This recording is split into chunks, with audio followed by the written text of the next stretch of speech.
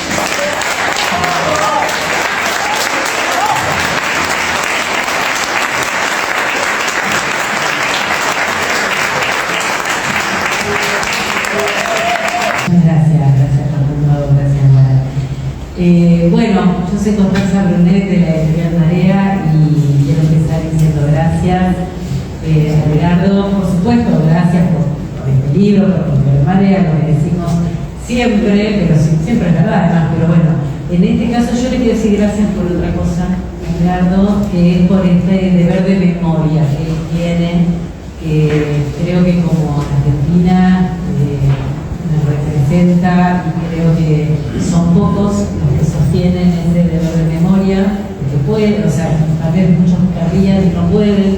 Bueno, él sé, y leyendo este libro uno aprende a conocerlo más, sabe que ese deber de memoria es sostenido con dificultad, con dolor, hay que volver a enfrentarse a todas las situaciones, con insomnio,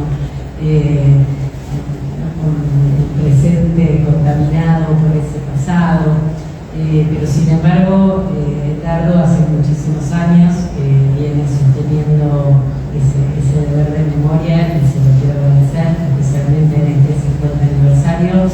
Es uno de los que nos enseñó, creo que a todos, a muchos, que Malvinas era parte de la dictadura, era parte del genocidio.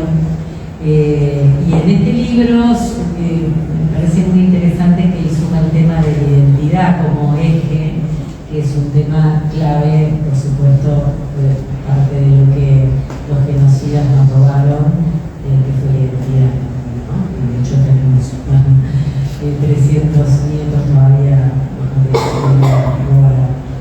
Así que bueno, gracias Edgardo por todo eso y por supuesto gracias por este libro. Como decía, además de tener de leer esa vocación por la memoria y esa valentía para exponerla, también tiene mucho talento y además lo fue desarrollando, fue encontrando distintos lenguajes para ir contando esa misma historia que siempre es distinta, ¿no?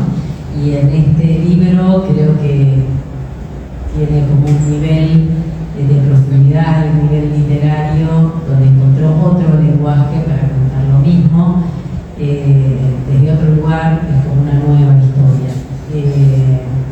Así que bueno, después seguiremos charlando del libro, pero al principio quería agradecer y quería agradecerle también a Carlos Ivanoski por estar acá, en cualquier momento va a llegar el disfrute. Así que bueno, empezamos, si te parece, Carlos.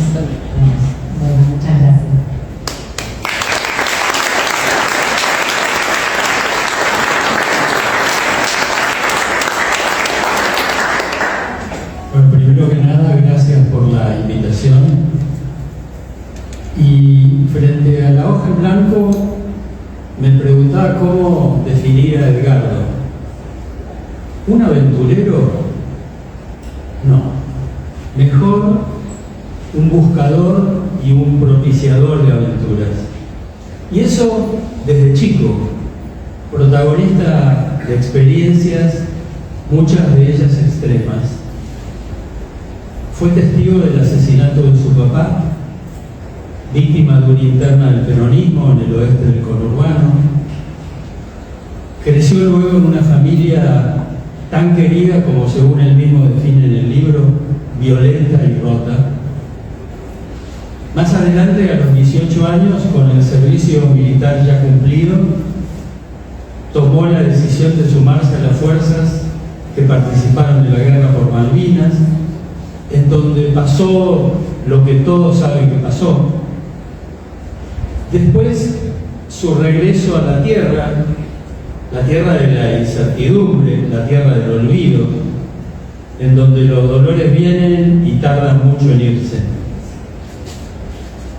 Y también la posguerra y la reconstrucción en refugios como la radio, el periodismo, la docencia, corresponsalías en medios extranjeros, y como autor de un libro sobre la guerra que por cabal, por oportuno, por sincero, se volvió un clásico y hasta llegó al cine. Seguro que la lista de acontecimientos singulares y emotivos en los que Edgardo participó son muchos más y no tienen fecha de vencimiento. Por ejemplo, la puesta en marcha y el valor del proyecto para que hoy exista un museo de Malvinas y las islas del Atlántico Sur. Seguramente en un rato Edgardo les va a contar lo que me contó hace un ratito a mí sobre lo que está pasando en el Museo de Malvinas, ¿no? Y ahora este nuevo libro que lo enrola, lo asocia definitivamente al Club de la Buena Memoria.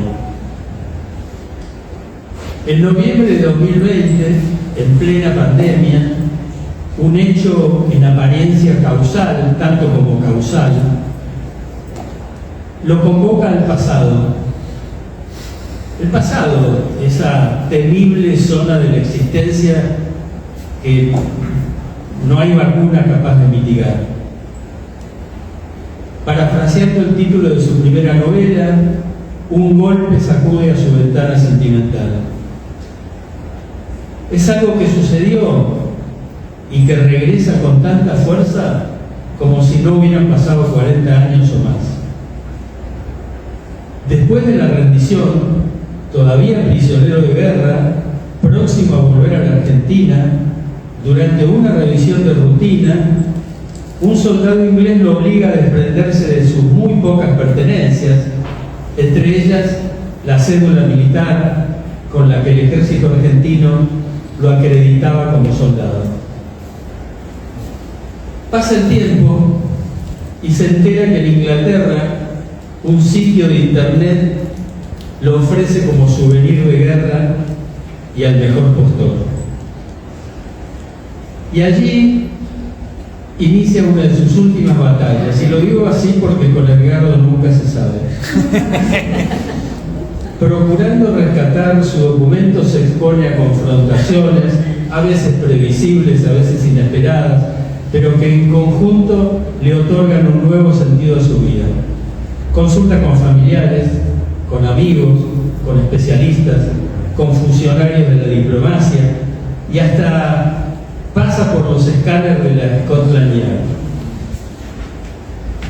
Cada uno lo acompañó como pudo, pero en principio ninguno le prometió un final feliz.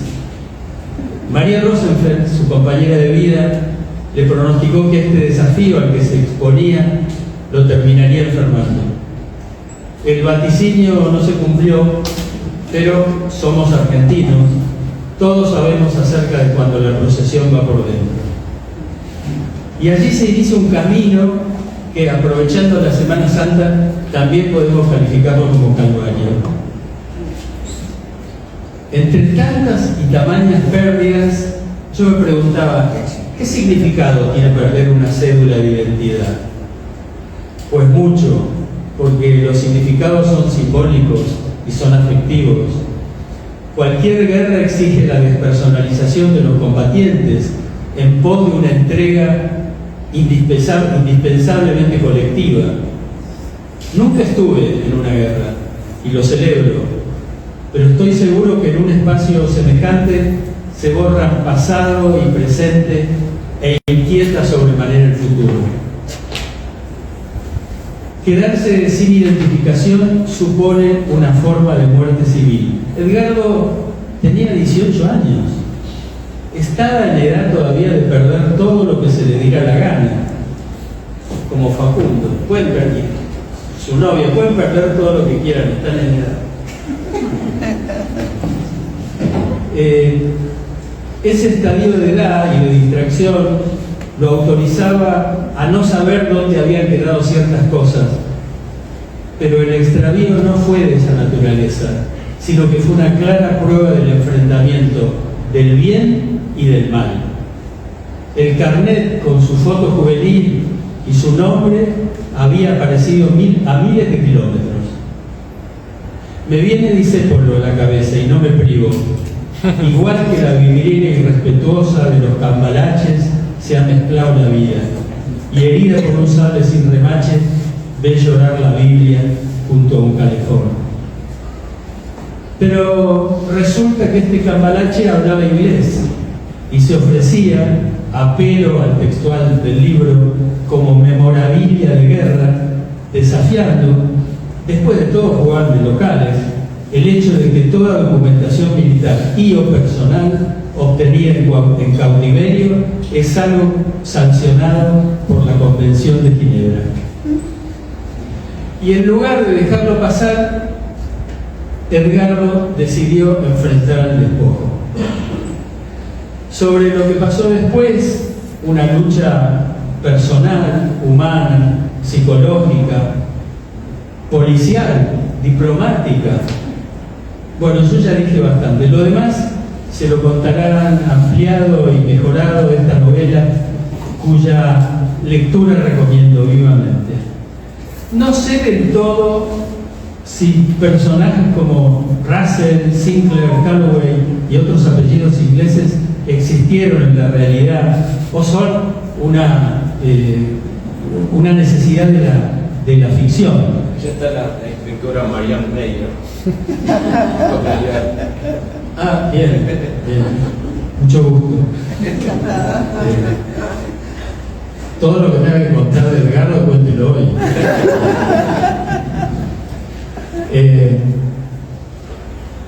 Pero bueno, esos apellidos ingleses no se decían si existieron en realidad, pero sus apariciones son la confirmación del arrebato histórico a las islas.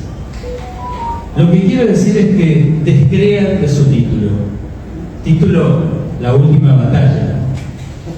Yo pienso que a este peleador le quedan todavía muchas otras batallas.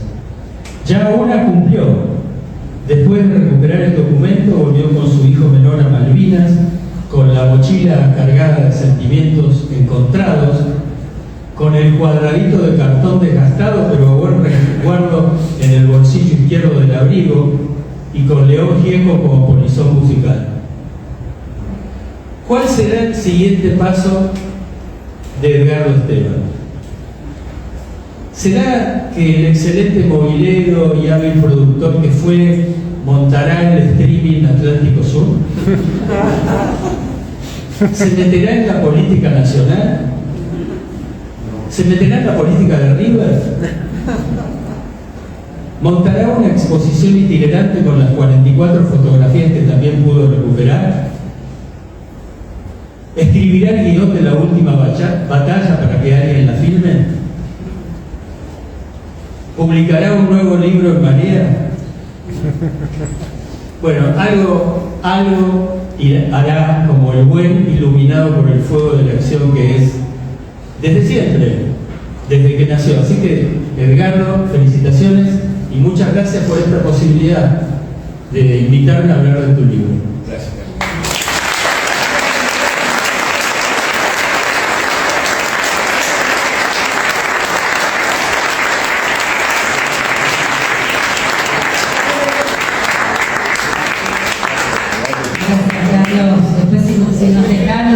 a subir a la página este texto maravilloso. Así los que no vinieron, las que no vinieron lo pueden leer.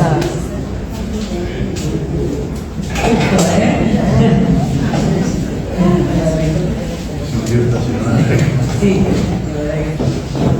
Bueno, acá llegó Luis Bruxen justo a tiempo.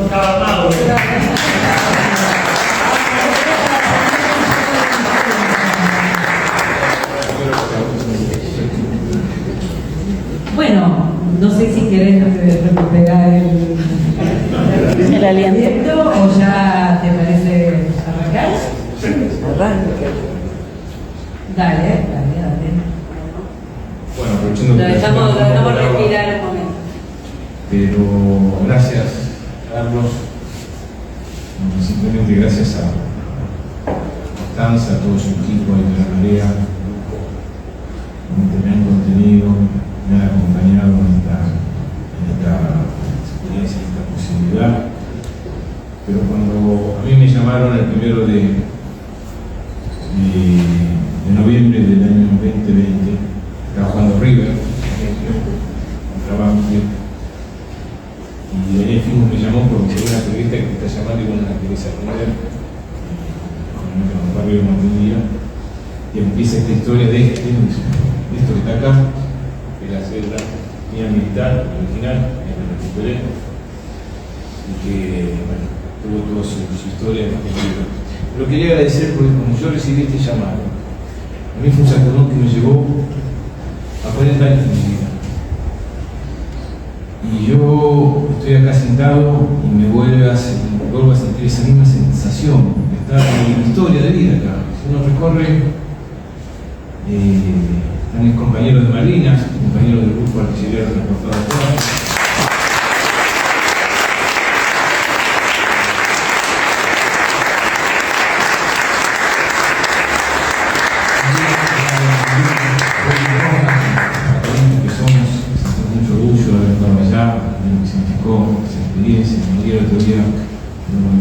Me miraba y sabe lo importante que es para mí. Está Aldo Leiva, el primer diputado.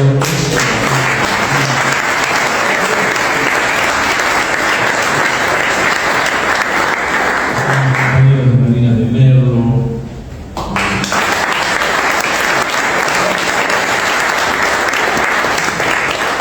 Está en mi infancia, en una pausa especial está Héctor, el dueño de la heladería 8.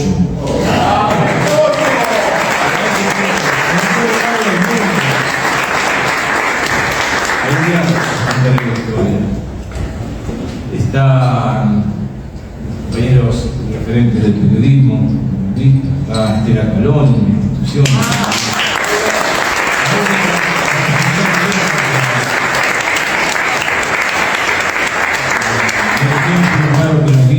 Está Damián Loretti, que fue con el primero que abrí.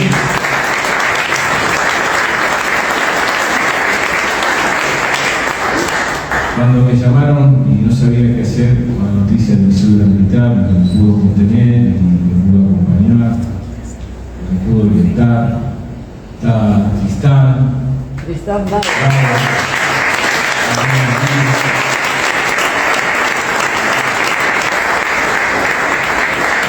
Está Guille, está la compañera de acá, Edgardo Telechea. En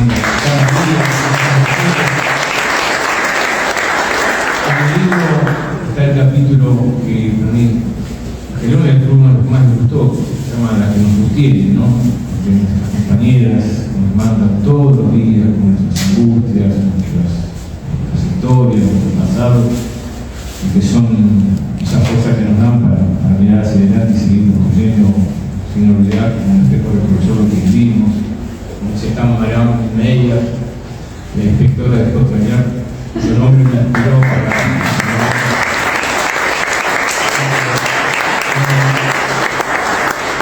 el grupo que es Cineland, nos juntamos a ver películas, a hablar de la vida, pero ella nos acompañó mucho tiempo. Está Gandhi, bueno, está Laza, que es hermana del presidente de la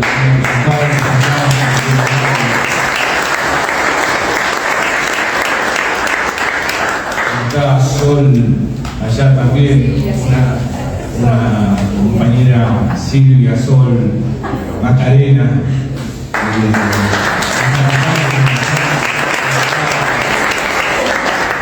Marco Ciani, que es un referente secretario de Deportes de la provincia de Buenos Aires. Está Laura, una gran artista plástica, una gran pedagogía, que tuvo que es un referente del periodismo, y un gran consejero, alguien que me contuvo mucho, que fue y que estará siempre, que es Hugo Soriani.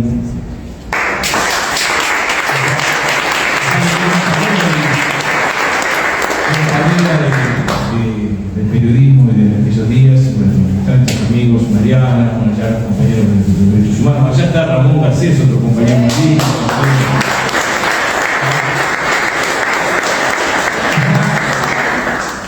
Está Omar Quiroga, con el cual ya hicimos el guión para la información de la República.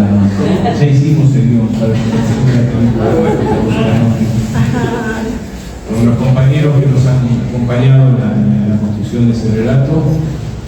Y está un compañero que es Roberto, allá, y sobre eso quería hablar. Con Roberto trabajamos juntos muchos años en el Museo Malvinas. Y hoy me enteré que se ha sacado todo lo que tenga que ver con la historia de los referentes, lo que significó y lo que significa Malvinas. Nosotros trabajamos para que sea un museo de todas y de todos. Y hoy se sacó hasta Juan Domingo Perón, se sacó y se cerró la sala Tres Banderas, donde estaban los organismos de derechos humanos, se cerró la sala de mujeres de Malvinas. No se puede hablar de Juana Zurduy, no se puede hablar de María Grande, no se puede hablar de estas mujeres que marcaron referencia y que fueron las patriotas de Malvinas, las enfermeras de Malvinas. Me parece que no estuvieron ni fueron parte del conflicto bélico. Realmente me duele en el alma. Bueno, ¿estás?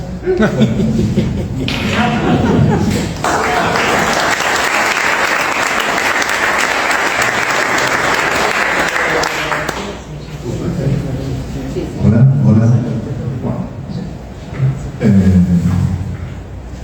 Primero agradezco y pido disculpas, porque llegué tarde, pero era un despelote de estacionar por acá para conseguir lugar. Y perdí el espejito. Y bueno, yo que para empezar voy a decir que vamos a hablar de algo que al presidente de este país le interesa tres de Malvinas. Ya es un presidente que le interesa más la propiedad de un fondo buitre como Woodford, que YPF o que Malvinas. Así que vamos a hablar de algo que va contra corriente y que para nosotros tiene que ser muy importante.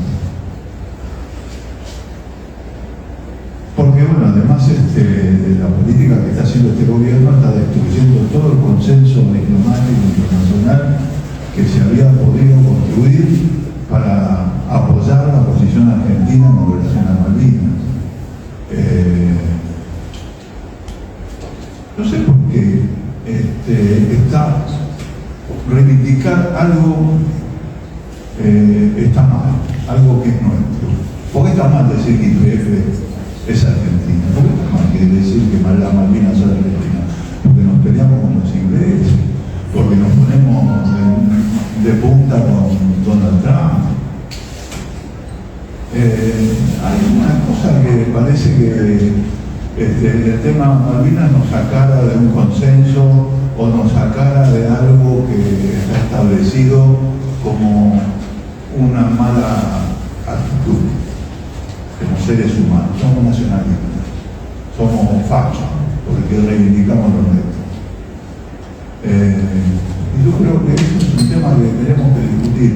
Y en el libro de lo único que hacemos es reclamar lo que nos pertenece, como el fondo buitre Woodford reclama lo que supuestamente les dice que le pertenece a ellos, nosotros reclamamos lo que verdaderamente nos pertenece a nosotros, ¿no? Eso tiene que ver directamente con el tema del libro de Edgardo, porque en este caso el tema es Malvinas, pero está totalmente ligado con el tema identidad. Identidad es memoria también, y memoria es nosotros, así, en términos plural, algo que nos identifica, algo que nos dice lo que somos nosotros como seres humanos, como personas, cómo nos relacionamos con nuestros vecinos, con nuestra familia, cómo pensamos como país también. ¿Por qué no podemos pensar como país? Y ahí está ese tema en el libro de Edgardo, que me pareció muy interesante, ¿no? Que une el tema de esa célula de identidad con el tema de Malvinas, ¿no? En el libro hay como tres voces, tres tiempos, ¿no? Que hablan sobre esos temas, que uno es el momento duro de los últimos momentos de Malvinas, de la derrota real, o sea, es eso, de lo que es Edgardo en la actualidad, cómo lo va procesando, y del señor que es el coleccionista que se quedó con un botín de guerra, que considera que es un botín de guerra una cédula de identidad. ¿Qué quiere decir eso? Que se apropia de una identidad, que nos escatima, que le escatima esa identidad a alguien a quien le pertenecía, ¿no? Hay un simbolismo, si se quiere, en ese tema que parece muy secundario, porque en el libro de lo que se trata es de rescatar un cartón con una foto donde aparece un conscripto con el nombre, con su identificación y nada más. Cualquiera diría más en igualdad de lo obvio, pero es más que eso. ¿Por qué surge esa necesidad de recuperar ese pedacito de cartón? Ahí está Malvinas también, porque está la identidad, está lo que es Edgardo como ser humano, lo que es Edgardo como hijo, como esposo, como padre, como argentino, porque a nuestra manera somos padres como argentinos, somos padres como, somos hermanos como argentinos, somos compatriotas. Hay una identidad. Esa recuperación de ese pedacito de cartón, hay muchos jugadores. Y está bien digamos, ese juego que hay, ¿no? Ese juego donde está el tema Malvinas y el tema de la identidad concreta a través de un documento como era la cédula militar del soldado que combatió en las islas. Y eso, porque eso nos hace pensar a nosotros en identidad, en memoria. Tuvimos el 24 de marzo una fecha donde se recuerda, donde fundamentalmente se reclama la memoria. Y yo creo que el 24 de marzo, 2 de abril, está muy ligado. Está muy ligado. Hay algo que dice, es lo que somos, es memoria.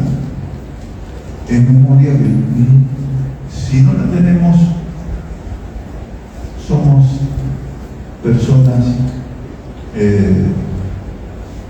anónimas, digamos. En ese afán, está bien, hay un poquito en el libro, uno leyéndolo, hay un poquito también de bronca, ¿no? Que es la bronca de la derrota, ¿sí? Es decir, no le voy a regalar a este flaco, aunque sea ni ese cartoncito. Una cosa es que la perdimos en la batalla y otra cosa es que yo no peleé por eso.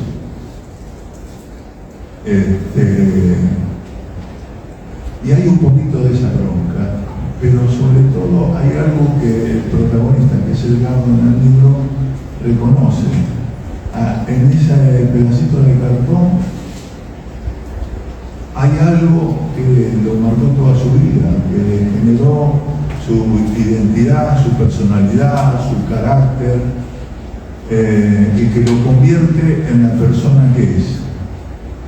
Y del otro lado del océano hay un señor que compró ese pedacito de cartón para ponerlo en una vitrina y solazarse con otros botines de otras guerras del imperio al cual él representa, o del cual él forma parte. Hay botines de guerra. Y los botines de guerra tienen esa carga, ¿no? Cuando se habla de la importancia que tiene que el Museo de Londres devuelva todas las reliquias de todas las culturas que el Imperio Británico quilmó, ¿no? En todo el planeta. Hay en la apropiación de la identidad hay una intención del poder para someter al que tiene ese nombre y ese apellido y esa foto del muchacho del pelo cortito que es un soldado. Bueno, yo creo que el mérito de Edgardo fue descubrir eso. Yo creo que por ahí solamente alguien que lo vive a nivel personal se da cuenta de ese detalle. De decir, ¿qué tiene que ver? Yo perdí 1000 veces mi cédula de identidad. No sé, deben andar cédulas mías dando vueltas por medio planeta. Y la verdad que nunca me calenté por recuperarla. Fui, hice el trámite y saqué una copia. Y Edgardo dijo que no, ojo, esto no lo perdí, esto me lo sacaron. Y este soy yo como soldado. Y este soy yo que estaba haciendo una lucha que me parece justa. Y este soy yo haciendo algo que me marcó para el resto de la vida. Y algo que yo quiero atesorar y al mismo tiempo elaborar, digerir, incorporar, que sea parte de mí, o sea, que no sea mi control, o sea, que no se ponga encima mío, sino que yo pueda manejarlo, ¿no? No, me parece que no me expliqué bien, pero cuando uno pasa por una situación tan fuerte, esa situación a uno lo termina manejando, ¿no? Se termina apropiando de las decisiones de uno. Y uno tiene que disputar con esa fuerza la posibilidad de que en vez de que esa fuerza la controle a uno, nosotros poder controlarla y poder generar algo positivo a partir de eso que nos está presionando tanto. Estoy hablando como todos los compañeros que están acá, que son veteranos. Y lo digo yo como familiar desaparecido. Es un tema que no se tiene que adueñar de nosotros, sino que nosotros tenemos que adueñarnos de eso. Y esa lucha está muy reflejada en todo el desarrollo del libro, ¿no? Porque también como yo he iluminado por el fuego y me pareció que en ese primer libro no estaba puesto todo, que había más ahí que Edgardo no había podido poner. Y cuando empecé a leer los pedacitos de Malvinas, de la época de Malvinas, me di cuenta que ahí él había agregado cosas, hay otra elaboración de esa situación. Se permite tener la bronca de eso. Me parece que lo completó, o sea, entre Iluminado por el Fuego y este relato hay un proceso que hizo Edgardo que lo llevó al puerto que es el libro ¿no? La última batalla. Creo que esa es la última batalla, ¿no? Ahí está, bueno, no creo que sea casual tampoco el título del libro. La última batalla es esa. Que de la guerra no nos termine matando, o sea, vamos a hacer de la guerra algo que sea positivo y que esté adentro nuestro, ¿no? Yo cuando lo leí lo sentí así. hay ese proceso que hace la persona que está escribiendo desde ese primer libro en los años 90 hasta este libro que escribió ahora, donde la mirada que hay sobre Malvinas es una mirada más madura, más permitida, más permisiva. En aquella época hablar de Malvinas era difícil porque además la sociedad le daba la espalda. La sociedad no quería hablar de ese tema, se sentía lastimada, si se quiere, por ese tema, y entonces le daba la espalda. Y hablar de ese tema para los que habían sido protagonistas también era más difícil. Y la última batalla es esa, o sea, Malvinas ya es nuestro, ya es un tema de la sociedad, tiene que seguir siendo, aunque tengamos un gobierno al cual le importa tres pepinos y está rompiendo lo que más o menos había conseguido, es un tema que tiene que seguir siendo nuestro. Es un reclamo permanente que tenemos que tener como comunidad, como vecinos que somos, como compatriotas que somos. Y bueno, yo creo que eso estaba en el libro puesto aquí, no sé.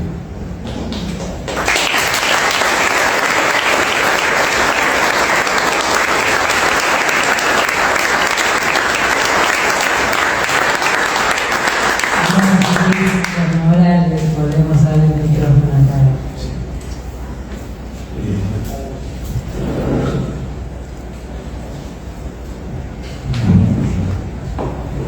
Siempre recuerdo los consejos de Carlitos.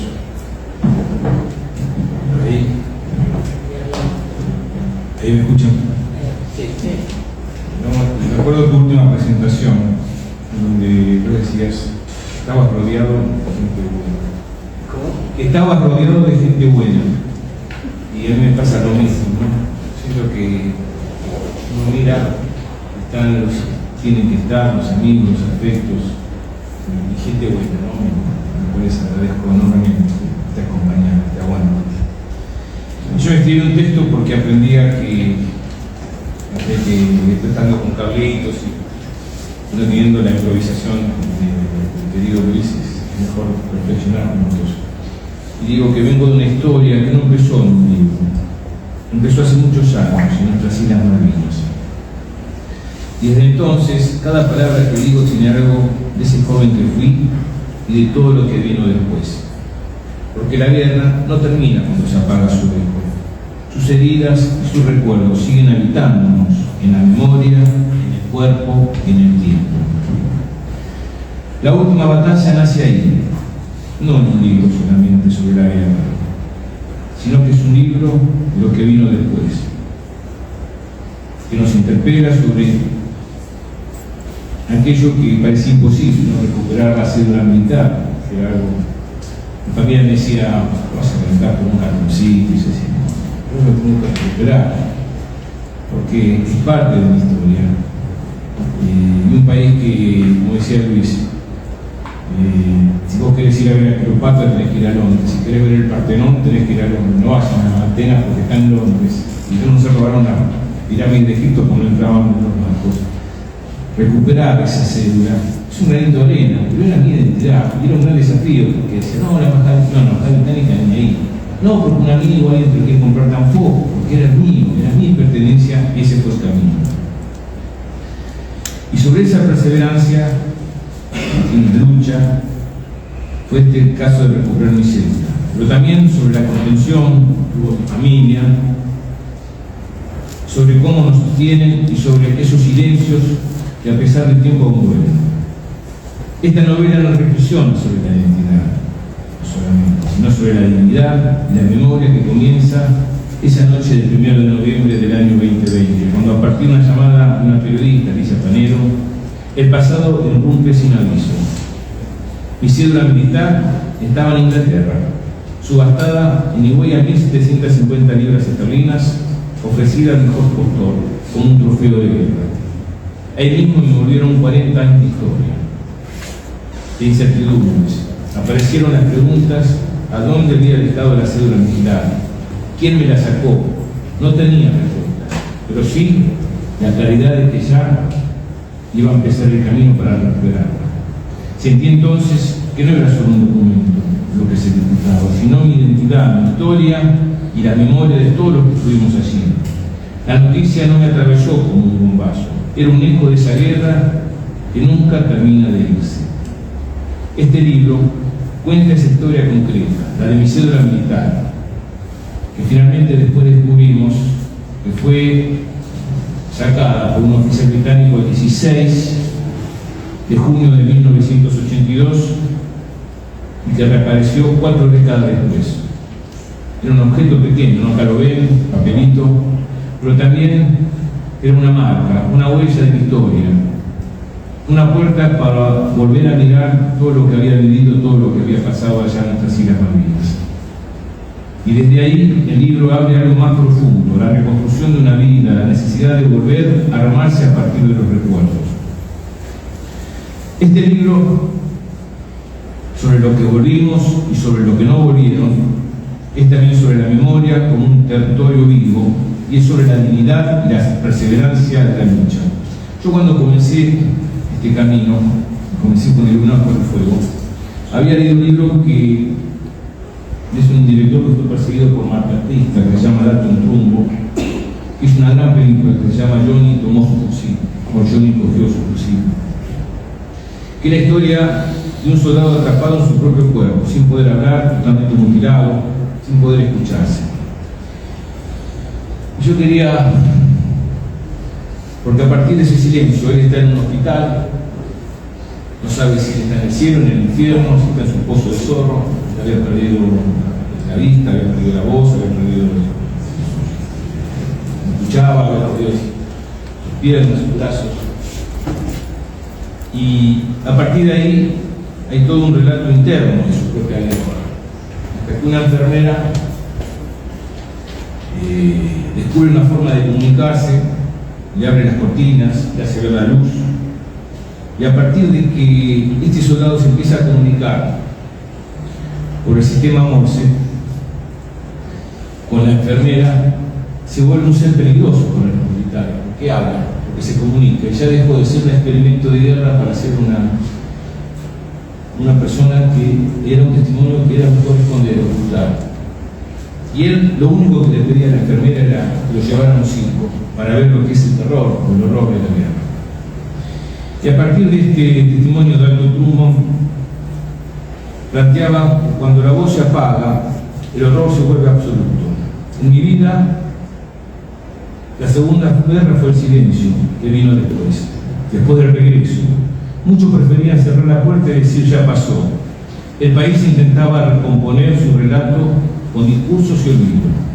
Los que volvimos tuvimos que pelear para que el recuerdo no sea, que no se subiera bajo el manto de la indiferencia. John Bachman me enseñó que la memoria solo existe si se nombra, que la palabra es un grito que restaura humanidad. Por eso, años después, cuando me sentí a escribir Iluminado por el Fuego, lo hice empujado por la necesidad de escupir el dolor, nombrarlo, exorcizar los fantasmas para que dejaran de gobernarme por dentro. Escribir fue hablar con los muertos y a la vez hablar con ellos. Fue la forma de recuperar la voz que el miedo había callado. El Canberra dejó huellas concretas, pero también dejó certezas íntimas, el valor de las pequeñas resistencias, la urgencia de no permitir que los objetos que nos definen sean tratados como piezas de colección, y más importante aún, la obligación moral de hablar. Hablar no es ostentar el dolor, no es devolver el dolor a su verdad y exigir que el otro nos escuche. Dalton Trumbo no solo denunció la carnicería patriótica, planteó las preguntas que todos tenemos que hacer. ¿Qué dignidad queda cuando la propaganda convierte a los jóvenes en carne de cañón? ¿Qué sentido tiene la gloria si los que regresan son acusados de cobardía por contar lo que vivieron? En mi experiencia, el miedo sigue vivo, incluso después de regresar. miedo a las represalias por las denuncias, miedo a las difamaciones en los medios, miedo a que la sociedad prefiere olvidar para no verse comprometida. Reconocer ese miedo no me hace menos valientes, al contrario, nombrarlo fue el primer paso para poder avanzar. Aunque la cédula no regresara nunca, la batalla ya había cambiado algo. Me obligó a romper el silencio, a convocar a otros, a poner en el centro la dignidad de quienes fuimos y la memoria de los que no volvieron. John Bohan, desde su prisión interior, se negó a desaparecer en el olvido. Me enseñó que la mente puede ser un arma de resistencia, recordar, nombrar, escribir. Yo elegí la escritura para no callar. El Canberra me dejó sin cédula, pero no me dejó sin voz. Y esa voz, aunque a veces tiembla, se niega a ser etiquetada nunca más. Romper el silencio no es una revancha, es un acto de humanidad. Porque como te dije,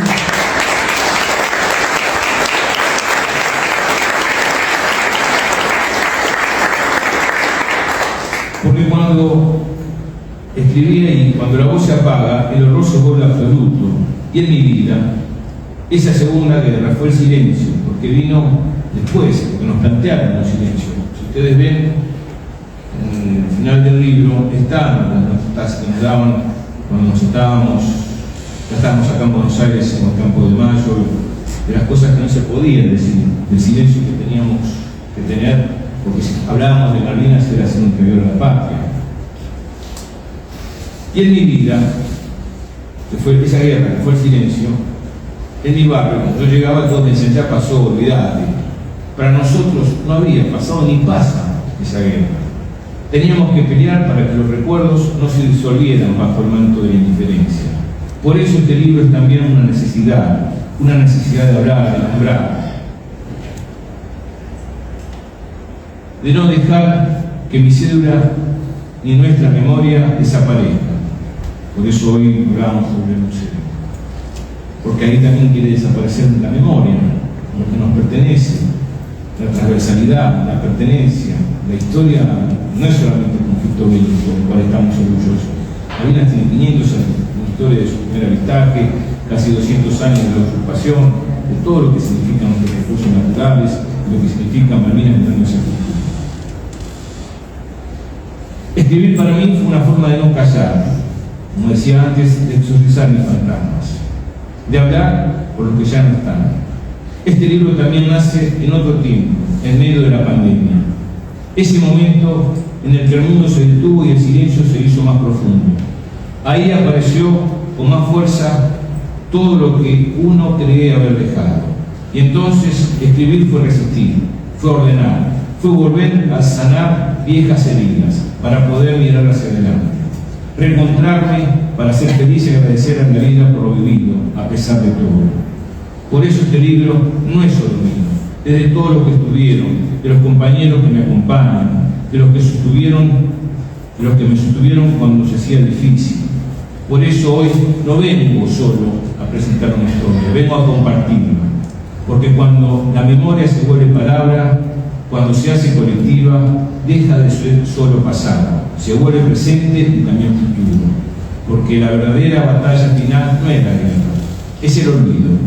Y contra eso escribo, contra el olvido. Porque al hablar y al poder contar estas historias, yo siento que sigo de pie.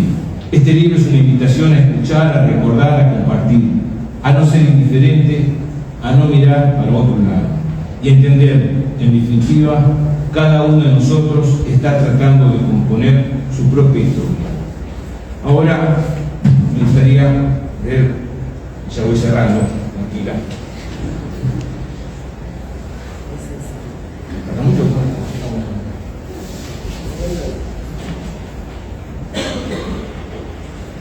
Nos metimos en el Pozo de Sorno, tocamos restos del armamento abandonado. Esto es cuando yo volví a Malvinas el año pasado,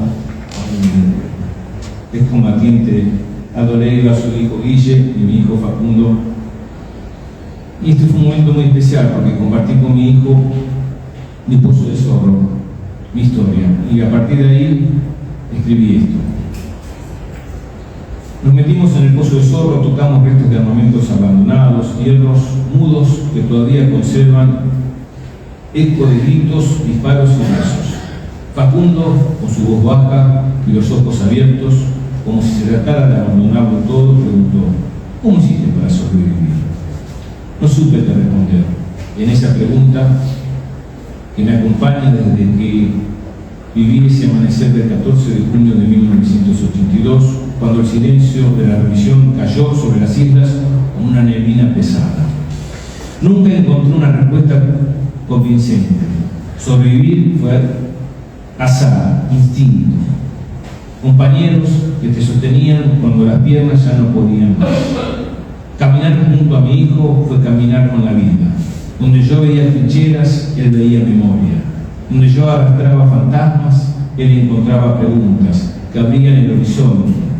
Con sus pasos, el paisaje ya no era solo un escenario de muerte, sino una tierra que podía ser contada de otro modo. Nada enseña más que la mirada limpia de un hijo. El faro reportado contra el cielo gris parecía escuchar mis pensamientos. Tal vez por eso entendí de golpe que Malvinas no solo es territorio, es pedagogía. No se trata únicamente de recordar, sino de narrar la verdad y ternura, de que la memoria deja de ser un lastre para convertirse en una herramienta, de transformar una herida en palabra y la palabra en camino. Le había prometido a Facundo que si el jueves amanecía con sol nos meteríamos al mar. Siempre nos habíamos jurado que si alguna vez viajábamos juntos a las islas, haríamos esa travesura, sin importar las bajas temperaturas del agua ni las sensaciones térmicas despiadadas de Malvinas. Ese día, por suerte, yo estaba feliz, había empezado a nevar, entró totalmente inundado. Pero al mediodía salió el sol. Viejo, es hora de irme, muy seguro. Fuimos a la playa llamada Bahía Yo. La arena era blanca, el agua era un color turquesa engañoso. También nos habíamos tumbado, hay que reconocerlo, ¿no? ¿En qué año fue? En el año 2013. Parecía sacada del Caribe. Lastimaba el frío intenso que lo desmentía todo. Cuando me saqué el buzo térmico sentí de golpe que me moría de frío. El cuerpo no me respondía, no podía ni correr. Mi hijo me empujó y salimos juntos hacia el mar. Temblaba, le dolía hasta las uñas de los pies. Cuando llegamos al borde del agua cerramos los ojos. El viento se frenaba. Bueno, voy a ser un poco más breve porque me tienen encerrando. Pero lo cierto es que entramos al mar helado por esa promesa, pero también un gesto íntimo de soberanía. En la playa, mientras el Atlántico nos mordía los tobillos, entendí que el barro no es el destino y que mi hijo, con su pieza luminosa, también nos salva.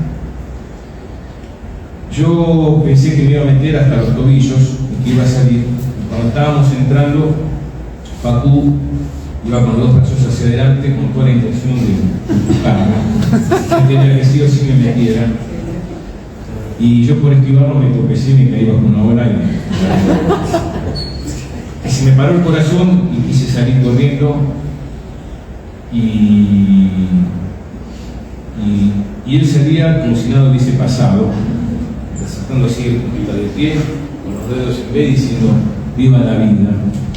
Y lo volvería a hacer 100 veces, porque la felicidad de mi hijo me hizo entender que Malvinas no es todo barro, que Malvinas también es futuro, que Malvinas podemos entender esa complicidad y podemos transmitir esa pasión y ese profundo amor a nuestros hijos de lo que significa Malvinas. Y sigo cerrando ya con esto. Hay una canción que me acompaña desde que murió mi mamá.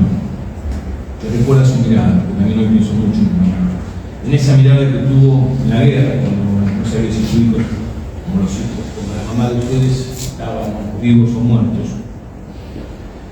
Como la mirada de todas esas madres. Esa canción a mí se me volvió un refugio. Cuando estoy en soledad me gusta escuchar. Se llama Tocando Enfrente.